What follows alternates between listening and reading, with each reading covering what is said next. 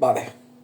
RAC1 i Catalunya Ràdio van dir que això és lo més bueno, lo més parecido a fer bullying als periodistes. Fas un arrocete, una miqueta canella,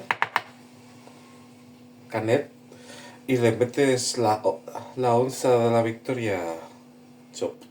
Soy un Lopi Tactic. Ok.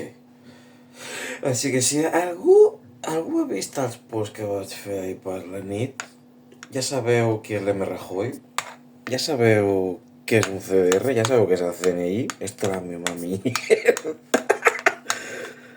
Pero bueno. El rollo, venga.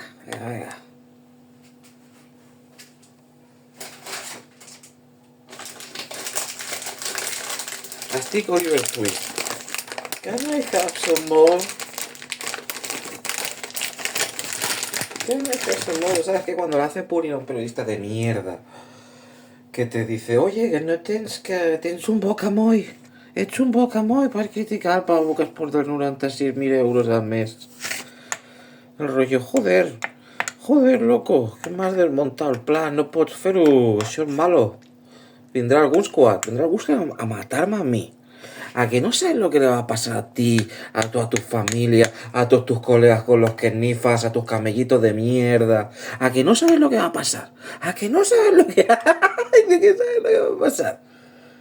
A mí me la suda, loco, pero tú tienes algo que perder.